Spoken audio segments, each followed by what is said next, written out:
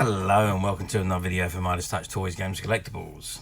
And today we are looking at something that is now very old. Well, it is very old and very, very collectible. We are looking at the 2007 release by Corgi from their Star Trek 40th anniversary series of die-cast models. And this particular model we are looking at today is of the USS Enterprise NCC-1701 as it appeared in the original Star Trek television series for the 1960s. And this is the box that it comes in. And as you can see at the front, it's got Star Trek. You've got the 40 in shadowed out letters behind the Star Trek and the logo and the Delta badge logo. You've got Corgi on the top right hand corner, and it says celebrating 40 years, and it's item number CC96607, and it says USS Enterprise Star Trek 40th anniversary limited edition, which is what I forgot to mention a few moments ago. These were strictly limited edition. They were released only for the 40th anniversary year. Okay, so that's the front of the box. I'm just going to turn the box around to the back and let's see what we got printed on the back. Okay, well, there's nothing really of any great interest on the back. It just gives you the Corgi logo, the fact that it requires 4 AAA batteries, and you've got all the copyright and the licensing information at the bottom there, the web addresses and the barcode. So that is all that is printed on the back. Let's just drop it to the side. And what can we see on the side apart from my reflection? Just the Delta badge logo. We've got the Corgi logo on the top right hand corner, and the CC96607 USS Enterprise Star Trek 40th Anniversary Limited Edition. Now I think if I turn it to the end, it's exactly the same again. Yeah, same logo, same text, and the same Corgi logo, and it appears to be the same all the way around. So there we are. That is the box. Let's open the box up though and have a look at the contents of what we got on the inside.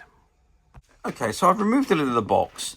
As you can see, the lid comes off and the 4 sides of the box drop down, and this is what we've got. So we've got all this information on the side panels, which we'll have a look at the moment.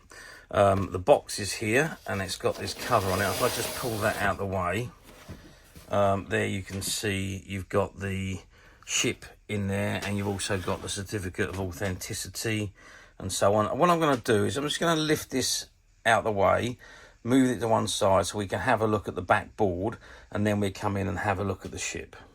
Okay, so I've moved the ship out of the way and I've stood the back board up so we can see a very good view of the whole internal. So you've got the Delta logo on the top flap there, again on the back flap there, and on the left hand side it's got United Federation's Planets History General. The United Federation of Planets and its members hold substantial territory in the Alpha and Beta quadrants of the Milky Way galaxy. As of 2373, the Federation spans some 8,000 light years. Star Trek First Contact, the Federation was founded in 2161 by the Andorians, humans, Terralites and the Vulcans. The Federation stresses, at least normally, the values of universal liberty, equality, peace and cooperation. Its legislature is the Federation's council headquarters in a building located in Paris, France. In addition, there are several other bodies of the Federation. The executive branch is headed by the Federation President, who keeps his or her offices in the Palais de la Concorde in judicial matters. The Federation Supreme Court is a final arbiter. Starfleet headquartered at the Presidio in San Francisco, is a primarily defense and exploration arm of the Federation. The Federation is founded on a document known as the Charter of the United Federation of Planets, which is occasionally referred to informally as the Constitution. It draws text and inspiration from the United Nations Charter and other sources. An important guiding principle, indeed, it is listed as General Order 1. In the list of Starfleet General Orders is the Prime Directive, which forbids any interference in the natural development of any pre-warp civilization. This is intended to prevent even well-intended Federation personnel from introducing changes which could destabilize or even destroy other cultures through interference. In practice, however, the Federation does not always abide strictly by the Prime Directive, such as when it attempted to strong-arm the Organians into forming an alliance with it in Errand of Mercy, the original series, or when it approved the forced and relocation of Baku from the adopted homeworld in the Star Trek Insurrection. Other aspects of the articles provided for the rule of law, equality among individuals, and protection of civil and creative liberties, which appears to be based on principles found in contemporary political theory. It includes a set of guarantees of civil rights. The seventh guarantee is analogous to the Fifth Amendment to the United States Constitution and is to protect against self-incrimination. Okay, so that's this one on the left-hand side. Now, on the right-hand side, it says United Federates of Planets History Continued, 22nd to the 23rd centuries. In the year 2119, an aging Zephyrin Cochrane opens the Warp 5 complex on Earth in the hope of building a vessel that would be the fastest human starship at the time. Eventually, the project would yield the NX-01 Enterprise, Earth's first deep space exploration vessel. Although no single individual is responsible for the foundation of the United Federation of Planets, the exploratory vessel Enterprise NX-01 was a major catalyst.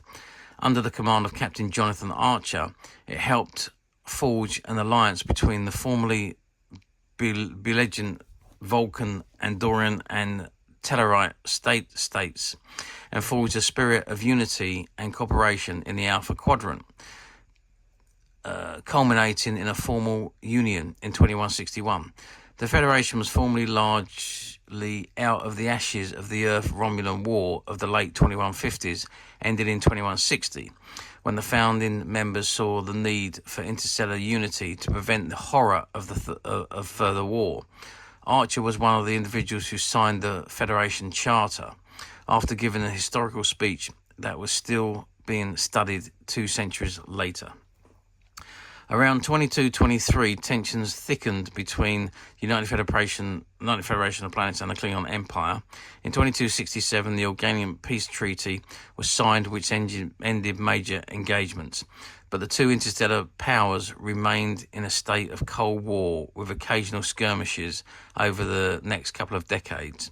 In 2293, the Kittimore Accords were signed, effectively ending the war and ushering in 7 decades of relative peace. During the era of the original series, Captain James Kirk once noted that humanity was on 1,000 planets and spreading out. However, this number apparently encompasses Earth's many of Earth colonies and the various alien worlds on which humans can be found, just as non-humans have been depicted as residing on Earth, and should not be taken to mean that the Federation itself has 1,000 members at that time. Considering that many of the Federation's other members have several interplanetary colonies, just as Earth does, the full number of planets which the Federation encompasses may be impossible to determine. It is presumed that colony worlds are directly subsidiaries to the planetary governments of their homeworlds, much like individual states previous in a nation. Okay, so that is the right-hand side, and if we just, I'm just going to tilt the camera up so we can see the text on the bottom section, and it says USS Enterprise Information and Specification. Constitution class vessel and registry number NCC-1701, launched in 2245 from the San Francisco yards orbiting the Earth. First commanded by Captain Robert April and then by Captain Christopher Pike. Superbly equipped for research in deep space, the Enterprise has 14 science labs, most famous for her time captained by James T. Kirk from 2264 to 2269. The ship was refitted many times, most notably on 2270, where all major systems were upgraded. Destroyed in 2285 by James T. Kirk to stop ship falling into enemy hands. Okay, so there we have the box, or the outer shell of the box that holds the model. Okay, that's that. Let's now go and have a look at the model itself. Okay, so I've removed the model from the box, and this is what we've got. So it's still contained in the plastic that holds it together, which we'll take it out in a second and have a look at. But I just wanted to look at this first, which is the certificate of authenticity. So you can see that this particular model is number 7036, and there was only 7,510 models produced. So it's quite late on in the series. I'm just going to see if I can open that. Yes, I can. It's only a little bit of tape that's holding that closed. So I'm just going to remove the contents from that bag. So there we have the certificate of authenticity as explained. It says Star Trek CC-96607, USS Enterprise, Star Trek 40th Anniversary Limited Edition. This is to certify that this is limited edition of only 7,510 pieces and is number 7036. And on the other side, it just says Star Trek Celebration 40 years, and it's got the part number USS Enterprise Star Trek 40th Anniversary Limited Edition and the Corgi logo at the top. Okay, so that's the certificate that comes with it. And what have we got here? Oh, okay, so this is the battery replacement instruction. So you just unscrew the bottom of the box and remove the batteries and so on. And it tells you how to replace the batteries on the bottom there. So it's just very straightforward, that is, and just basic information that we all know how to do that. Okay, so this is the box. Let's now have a look at this and how does it open. Okay, so it looks like it just pulls apart.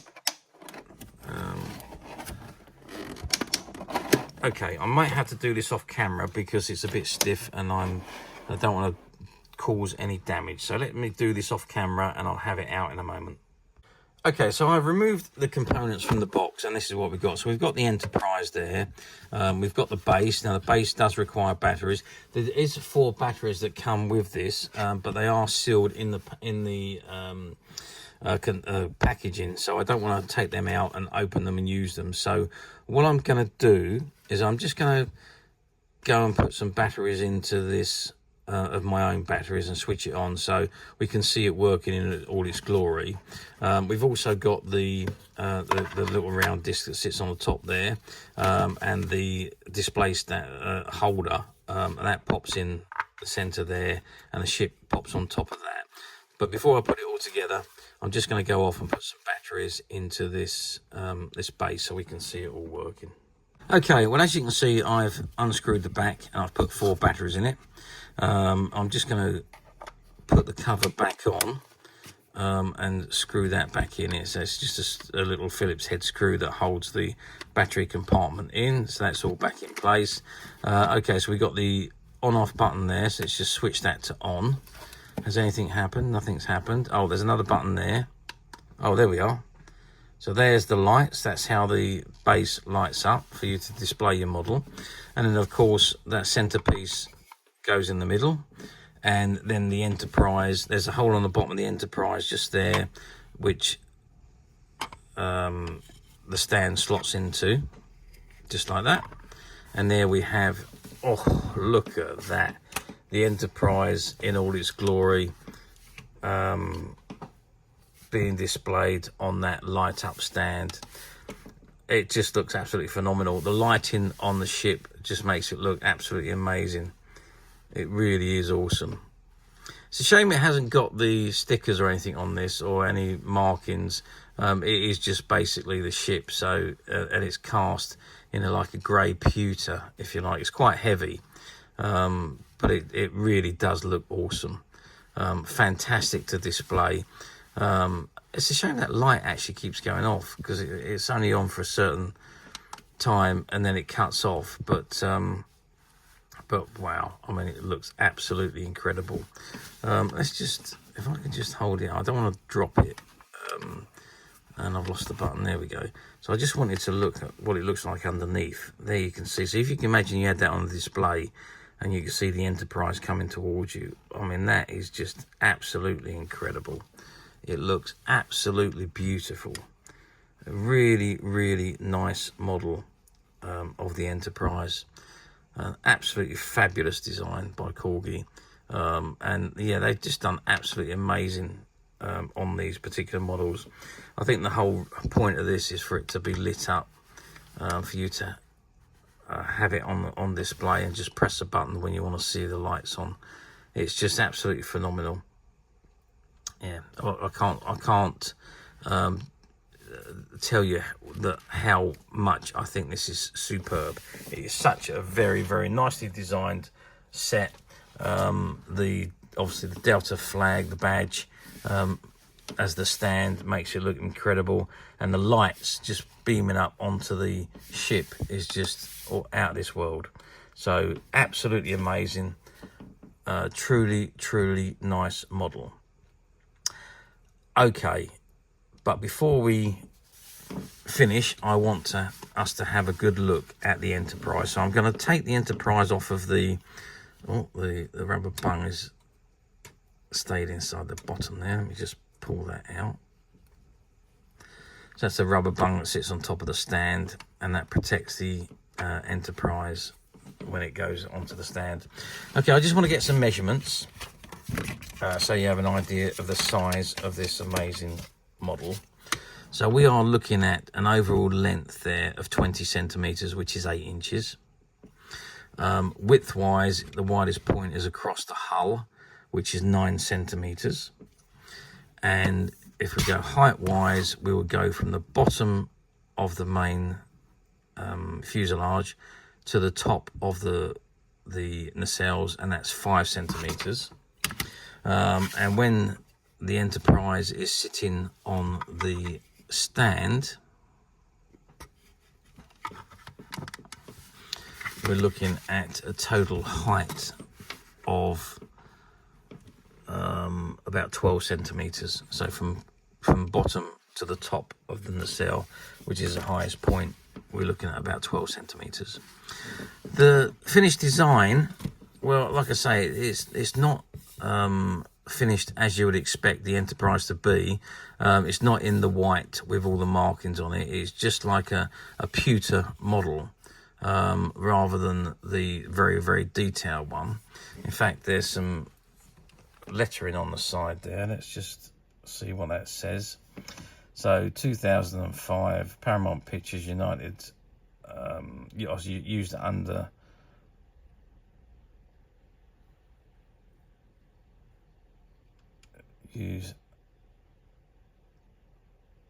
used under authorization. Oh God, blimey, couldn't even read that for a second then. So there we are. So that is the model. It's got the glass tips of the nacelles at the front there.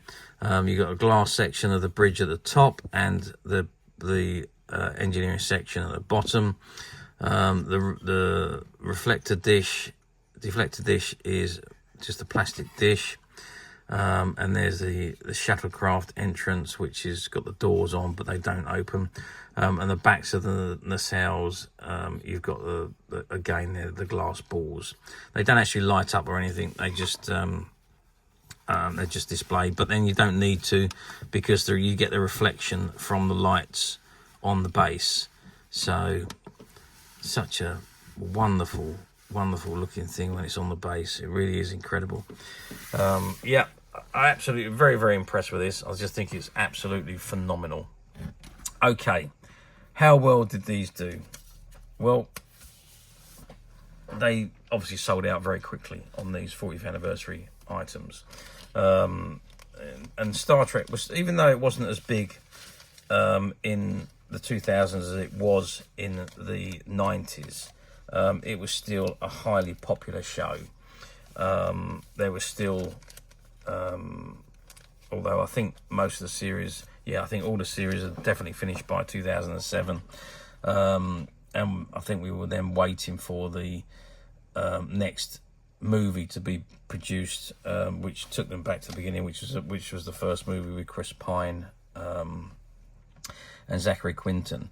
But that was, again, it was a few years on before that that actually came out. So in 2007, the 40th anniversary, it was a time when there wasn't a great deal of merchandise that was being released. So it was really, really nice to have more stuff being produced, and something like this for Corgi to produce was incredible. I don't remember if Corgi, in actual fact, had done any other Star Trek models. No, they must have done. They must have done the. I know Dinky done some, but I think Corgi done some smaller versions previously, but I don't recall them doing any other larger scale models than like they did do some after this. Incidentally, they did do a run of models after this, but for the 40th anniversary, I could be wrong actually. They might have done the run of models before this. But anyway, I've digressed and get myself confused here. But back to the point, how well did this do? Yes, it done exceptionally well. They sold out very quickly, and there was only 7,500 pieces produced. So I think it was, I did say 7,500, didn't I? Let's just have another look at that card to give you the exact numbers. Yeah, 7,510 was produced, and this is 7,036, this particular model number. So yeah, they did sell out, but don't forget that's worldwide also. Here in the UK, I don't know how many pieces come over here. I know they were few and far between. Very, very difficult to find. You couldn't get them in the regular stores. I'd imagine some of the specialist stores had them, like your Forbidden Planets and your Galaxy 4s and so on. But I don't think, well, I know they wasn't readily available in most stores. They was available to mail order. You could mail order. They did appear in some of the Star Trek magazines, and you could order them online as well. You could go online and order them. So, yes, they sold out very quickly. Very well done, and terrific model, and you can understand why. Now, we are talking, well, we're coming up to the 60th anniversary of Star Trek, which is in a few years' time.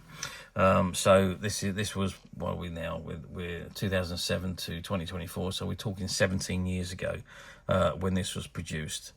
As I say, limited quantities, really designed for collectors. Do they come up very often on platforms? The answer to that question is no. You very rarely see these come up. There was a few in the series, though, mind. We had this particular one of the Enterprise. We had the standard Enterprise. We had the Enterprise D, and we had the Klingon Bird of Prey.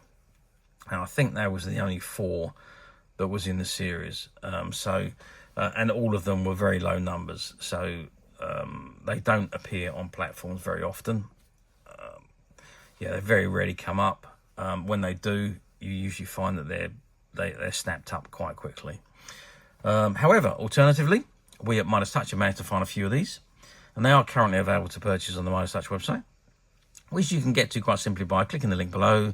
It'll take you straight to the website where you'll be able to find this and many other vintage Star Trek items and many other vintage toys, games and collectibles. Come to that.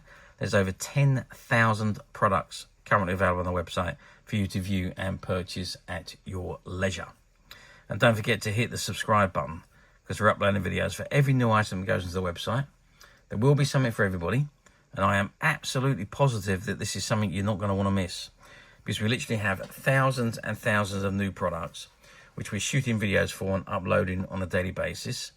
So if there's something in particular you are looking for, something old that you've never been able to find, something quirky that you might want to buy for a friend, or maybe just something from your childhood that you'd like to own again to help you recuperate those long lost childhood memories, well, stay tuned, keep watching, because you never know the next item we upload could be that item you've been looking for. Okay, that is it for me on this particular item.